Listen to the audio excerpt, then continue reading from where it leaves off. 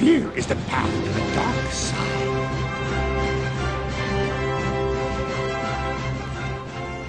Today, democracy can ebb away in communities whose citizens allow power to become concentrated in the hands of bosses. What I say goes, see? I'm the law around here. Yes, because, our country was designed to be subject to the sovereignty of the people. The preamble of the Constitution starts, we the people, not we the corporations. And what's happened year after year, incrementally, we have allowed giant multinational corporations to take over our government. I mean, there isn't a department or agency here in Washington that isn't overwhelmingly controlled inside, with former corporate executives getting appointments to Department of Treasury, Department of Defense, Department of Interior, Agriculture, and outside with, I guess the latest figure is 32,000 full-time corporate lobbyists. Isn't that amazing? And they're not spending their day watching the Washington Monument, and 9,000 political action committees pumping what Jesse Unruh in California once called the mother's milk of politics, money into the coffers of the White House and the Congress. So this Bohemian Grove is an extraordinary opportunity for groups like the Bohemian Grove Action Network, because these corporate and political rulers have always hidden behind institutions with rather impersonal names. For example, IBM, GM. These kinds of acronyms take away the anthropomorphic quality that gets people to relate to, hey, this is who's ruling us. I mean, 100 years ago, you walked into a bar in Brooklyn, and you ask anyone who's running this country, they'll tell you, J.P. Morgan, Andrew Carnegie, Jay Gould. But it's become very impersonal now behind these artificial entities called multinational corporations, big banks, big oil companies, big drug companies, big auto companies, chemical companies, who have no longer any allegiance to any country or community other than control them or abandon them as they see fit, like corporate globalization and NAFTA and WTO facilitate. Now you get the Bohemian Grove, and all this impersonality stripped away.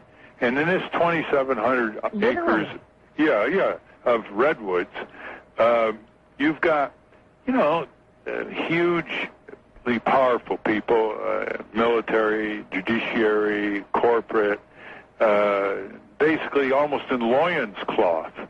They're shedding all their inhibitions. They're drinking, many of them like crazy. They're prancing around with pranks and duets and plays. They pride themselves on peeing on trees. It's like, get rid of all your inhibitions, let the stress leak away. Right. And burn care, cremate care. That's one of the big rituals. Their cremation of care. That's how they started out. Of dull care.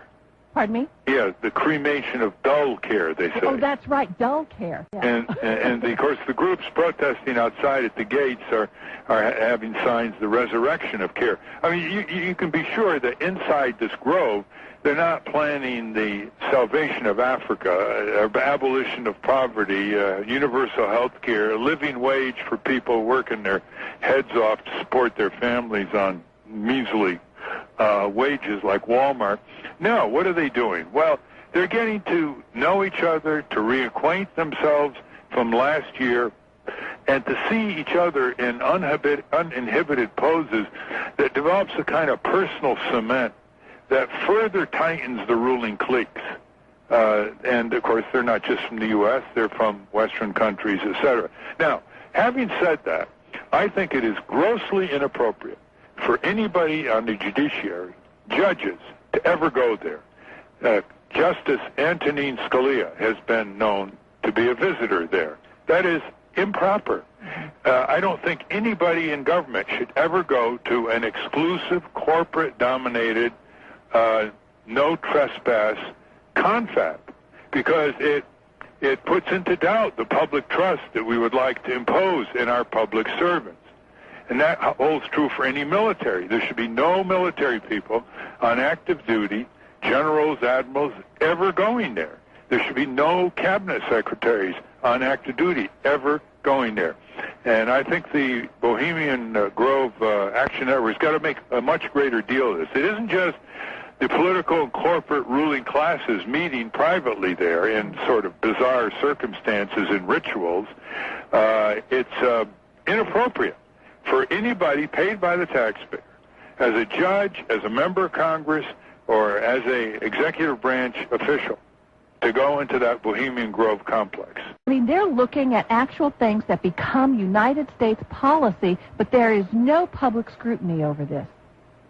Exactly. It's not just a manifestation of the greedy classes. It's planning the future of billions of people. I mean, these are people who shuttle back and forth between Wall Street and Washington, literally and figuratively, London, Tokyo. They are engaged in strategic planning, and this is one of their uninhibited sessions where they begin trading ideas and policies as to how they're going to plan the environment of the earth, the politics of the earth, the military weaponry of the earth, the financial wheeling and dealing of the earth, how they're going to market what kind of food, how they're going to take over the genetic inheritance of the earth, Monsanto style. So, you can't give it enough attention, Pat. You cannot give it. Now, out east, there isn't that much knowledge about the Bohemian Grove. I mean, the people in California understand what's going on and have written and spoken about it much more than out east, although I bet you the majority of the people there are east of the Mississippi, from east of the Mississippi. David Gergen, top presidential advisor to Ford, Reagan, George Herbert Walker Bush, and Bill Clinton. We couldn't believe our luck. It just so happens that David Gergen is also a prominent member of the Bohemian Grove, the offshoot of Skull and Bones. This insider of insiders, a staple of the White House for 22 years, got very upset when we brought up Bohemian Grove to him. He didn't deny its existence. He didn't deny that he was a member. He didn't deny the rituals. He just became angry and didn't act very gentlemanly. Listen, I am a happy member of the Bohemian Grove. I like the folks who come there, and it's really inappropriate for me to talk about the group beyond that. Thank you. Have you been there for the ceremony with the cremation of care? Frankly, I don't think that's something I need to talk to you about. We thank thee for thy adjuration.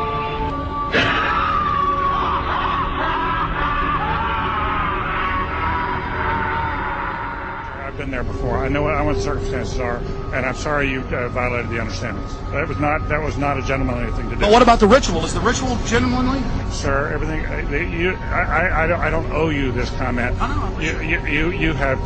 This is what's called ambush journalism, and I disrespect you for that as well. So thank you and goodbye. The ritual? It's none of your damn business. When legislatures become ceremonial assemblies only and have no real control over lawmaking, their community rates low on a power scale. A community rates low on an information scale when the press, radio, and other channels of communication are controlled by only a few people. And if books and newspapers and the radio are efficiently controlled, the people will read and accept exactly what the few in control want them to. It is also possible for newspapers and other forms of communication to be controlled by private interests. I thought I told you to kill that story. It'll cost us a lot of advertising. If that story goes out, I quit. All right. What sort of community do you live in? Where would you place it on a democracy-despotism scale? To find out, you can rate it on a respect scale and a power scale. And to find out what way it is likely to go in the future, you can rate it on economic distribution and information scales. The lower your community rates on economic distribution and information scales, the lower it is likely to rate on respect and power scales, and thus to approach despotism. Turn them off!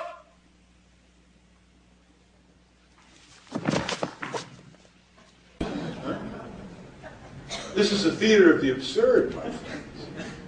This is the theater of the absurd.